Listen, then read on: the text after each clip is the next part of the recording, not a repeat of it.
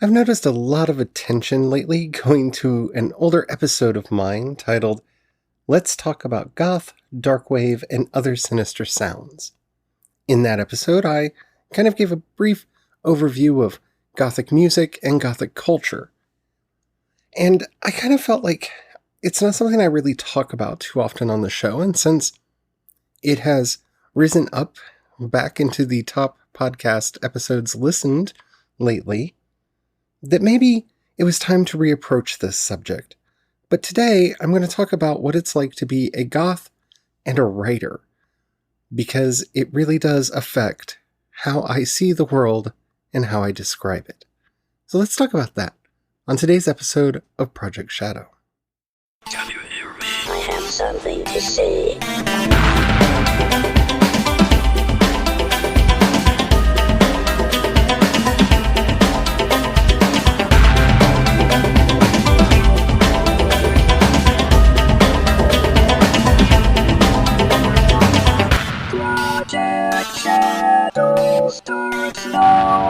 Hello everyone, how are you doing today? My name's Charlie. You might know me better as sci-fi fantasy writer C.E. Dorset.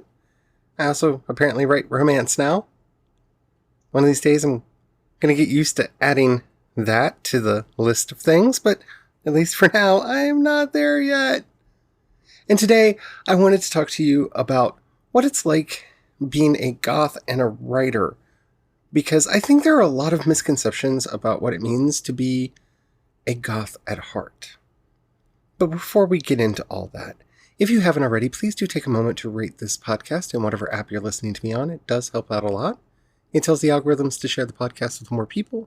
The more people that listen, the bigger the community. The bigger the community, the better the chance we have of actually communicating with each other. And after all, that's why I do this in the first place. Thank you to everyone who's already done that. Alrighty, so I guess since this isn't a topic I do regularly on the show, and the podcast has grown a lot since I last did this topic, we should start with a brief, I don't want to say definition, because definition is not the right word. There really isn't a set definition for what it is, what it means to be goth. And anybody who tells you that there is lying. Gothic culture is something that started back in the 70s and bled into the 80s and has continued to this day. Gene Love's Jezebel is the first band to have received the moniker in a French zine where their music was referred to as Le Punk Gothique, and the name stuck around. Bands like Bauhaus picked it up and carried it forward, and, well, we get to where we are now. But what does it mean? One, I would say that a goth is somebody who takes a part in the goth scene. But I don't think that that's appropriate as even adequate of a definition for most people, because not every town has a goth scene, not every area has a readily available goth scene to actually participate in, so that's not necessarily the best way to define a goth. My own personal definition that I like to use, and it's not unique or original to myself, but the one that kind of sticks with me, is a goth is someone who sees the beauty in darkness and in the macabre. Somebody who is drawn to these things and finds beauty and meaning and all manner of, I don't know if joy is the right word, but it's the closest word that comes to mind when talking about it. We don't all dress alike, so don't let that fool you. You can dress however you want and be goth. There is gothic fashion, and some goths wear gothic fashion, but not all. There are various genres and subgenres of gothic music, but not all goths listen to them or listen to them exclusively. Goth, to me, is an attitude. It is a certain way of perceiving the world, of interacting with the world. I like to say that you know you're a goth if you fit one of two criteria. One, you laugh at a lot of macabre topics, that you find them funny. You find a certain humor in the darkness. And the second one, which is really a joke, so please don't be offended, is if you prefer vodka to rum. And that is an old joke that goes back to the goth scene that I came up in, where, yeah, vodka was the beverage of choice in most mixed drinks.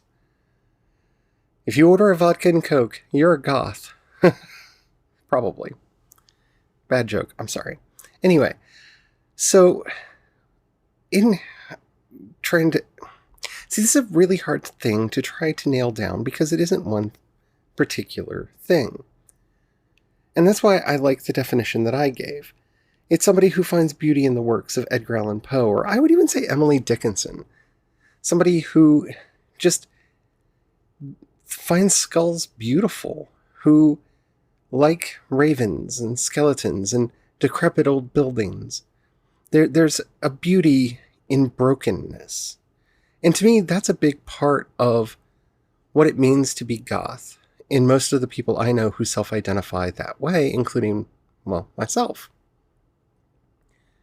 Now, having said that, as a writer, if you were listening the other day when I was talking about my concerns in realizing that some of the fiction that I'm working on is going to be romance fiction, I mentioned being a subgenre of a subgenre of a subgenre of a subgenre, and this is actually one of those subgenres, because while the fiction that I write is not technically gothic in the terms of gothic fiction, because I don't meet all of the criteria that go into it, my gothic sense of space, of person, of description, of time, of what makes a good story, pervade all the work that I do. And it's one of the things that has kept me for a very long time from allowing myself to even think of some of the works that I've done that you all have constantly told me are romantic stories to be that, because they really do have a very strong gothic sensibility. And when I look at my work, especially the actually everything that I've been working on here lately, that gothic sensibility is just soaking in everything. I can't write a story without bringing some sense of supernatural horror into it. I can't write a story without it having that sense of darkness and that just little bit of gloom that comes in. And it's not because of some sense of depression or just wanting everything to be down, because that's not what it is to be goth. It's about fun. To me, night is more beautiful than day. The moon is more beautiful than the sun. I would rather sit and look at the stars and the moon than look at the sun and the clouds. My husband and I had our first date at a cemetery, and many of the dates that happened afterwards. Because there's something about being around the dead that it isn't scary, it isn't spooky. There's something almost honoring about it, that we're bringing life to these lifeless places, that life should happen in these lifeless places. And we tried to be honorable and respectful to the dead. That's what I mean when I say my fiction is irreparably changed by me finding this beauty in darkness. I don't find a graveyard spooky. Many of them are beautiful. And just the idea of all of these people who once lived and walked the earth as I do, being there, it really sparks my imagination, and it makes me think about all the generations who have come before. And it kind of makes me feel like I'm a part of this great continuity of the human race. I don't find that negative association that a lot of people would find there. And maybe that's because I went to my first funeral when I was 5 years old, and maybe it's because I loved the Addams Family growing up and wanted to be a member of it. I don't know. Maybe it's just my own internal freak nature coming out. But it's something that I love. And so when I think of love, when I think of romance, I think of pain. That pain of being apart, that pain of separation, that fear of what may happen in the relationship, what the future might hold. Romance, to me, is a frightening and terrifying genre. It's not the fantasy fulfillment genre that most other people see it as, which is why when you all, described many of my works as fitting into that category, I didn't think that they did. But having thought about it a lot, you're right. That is what I do. Because finding beauty in the broken, in the dark, that is a wonderful thing. And if I can help just a few more people find that beauty, then I have done a great thing in this life. As a writer with Gothic sensibilities, it has really colored a lot of the work that I've done over the years, and you can see it very prominently in Shine Like Thunder. You can see it a lot in the current version of the chain, and you'll see it even more in the revised and expanded version that I'm working on. This idea that everything has its own internal beauty, and sometimes it's the darkness and the brokenness that brings that beauty out. You see, I'm not saying this in the way that I think a lot of modern fiction fetishizes broken people, making mental illness something sexy, making injury, deformity, any of those things, that weird fetishization that's been happening in fiction lately, the dying teen genre of romance. I don't have any place for that. Because there's no fetishization. That's not something I even understand. That's not what I mean when I say broken. When I say broken, what I'm referring to is those cracks that we all have. Those pieces of our past that leave us a little bit shattered. Those scars from our history, from our lives, sometimes physical ones, that leave us changed, that never quite heal. That, to me, is beautiful.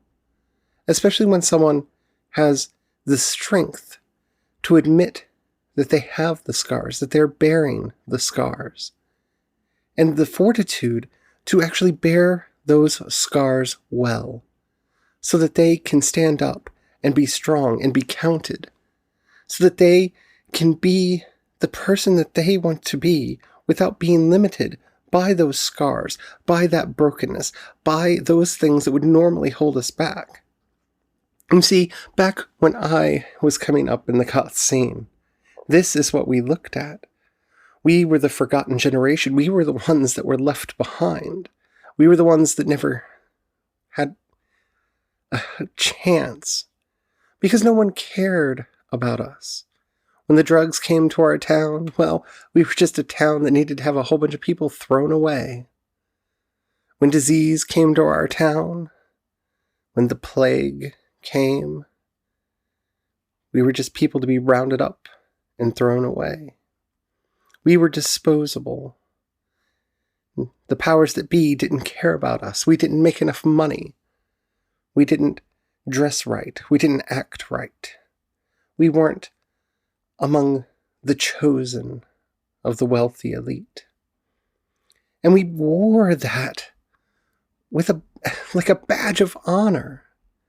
No, we're not the chosen. No, we are not the immaculate, the holy.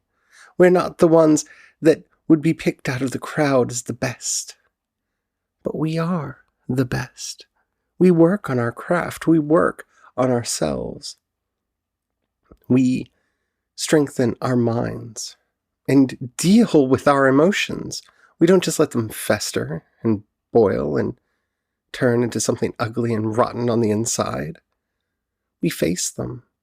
We stare down those horrid, red-eyed rages and those chilling, dead-eyed nights that want to take everything away from us. We have faced it all, and we pushed through, we persevered, and we made it to the other side. And all of these are qualities that you'll see in the characters that I write. From Shinobu, being broken from before birth, who carries a horrible affliction with him, but it's not one that he suffers quietly about. It's not one that defines him in a way that makes him just melt and hide away, slink away into the shadows where he can't be found again. No, those scars, that brokenness, that thing that would have cost him everything, that thing that would have in other societies caused him to be cast out, that's what defines him. That's what gives him strength. And we see that in Nathan and Daniel.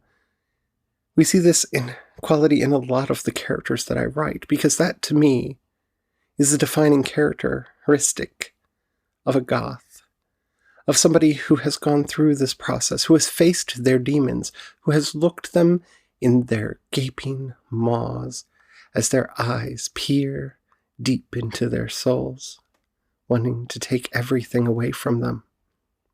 In those hours, we have seen who we really are. And that changes everything about how you write. So you can't be sanguine about love, because you know that love is not just those wonderful moments of holding each other, those wonderfully erotic moments of being with one another. Love is the argument. Love is the fight. Love is that tension that tries to tear you apart when you first start coming together. Because you are two individuals. Your interests are different. Your personalities are different. Your lives are different. And now you're trying to forge a new life together. And there is fighting, and there is conflict, and there is friction. And all of those things make us stronger. They don't weaken us. They don't tear us apart unless we let them. I'm not saying that there's not times that you just go, this isn't worth it, and check out. But in real love, there is struggle. In life, there is struggle. And learning to see that darkness, learning to write that darkness, to let it fill the story and permeate every aspect of it, that, my friends, that's real power. And that's what I try to do. Because that's what I want to bring about. I want people to have the same reaction to my words that they would have to a powerful song. I want my chapters to be songs on an epic album. I want them to have a rhythm and a flow and a mood and a tone. And yes, all stories have them. But the one that I'm writing, the ones that I tell, well, the bass is turned up just a little bit, and the guitars jangle loosely in the background.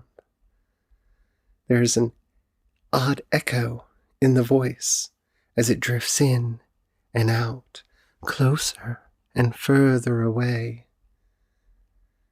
You can feel the panting breath on your neck as the story draws closer and closer. And hopefully, in the end, people will see their own struggles in the characters' struggles. And you may be thinking, well, that sounds just like the process of writing. Of course it does. But it's important for us to realize what we are bringing to the table. Because not everyone sees things the same way. Not everyone has access to the same cognitive tools that define the world in the same way. And so just because you wear black and like to go out at night, that does not a goth make. Just because there are vampires in your story, that does not gothic fiction make. We face the darkness. We stare into the darkness. And often, all too often, we find beauty there. And that's what it means to be a writer who is also a goth. I hope you enjoyed this episode. If you did, and you haven't already, please do rate it in whatever app you're listening to me on. It does help out a lot. If you have any questions, comments, or topics you'd like to hear discussed on the show, in the show notes you'll find a link to the voice message system. Keep it short, keep it clean. I would love to hear from you. If you'd rather hit me up on social media, I am C.E. Dorset on both Twitter and Instagram, and you can find a link to everything that I do over at projectshadow.com. If you've got $1, I always feel weird with this one. If you've got $1 that you could pass my way, in the show notes you'll find a link to both the listener support and my Patreon. Thank you to everybody who does that. You really do help me keep the lights on and keep up with everything. Thank you so much. If you don't have any money right now or you don't feel like giving, that's perfectly all right. But if you know anybody that you think would like any of the work that I do, please share it with them. That helps out immensely as well. Alrighty. Until next time, don't forget to have the fun. Bye.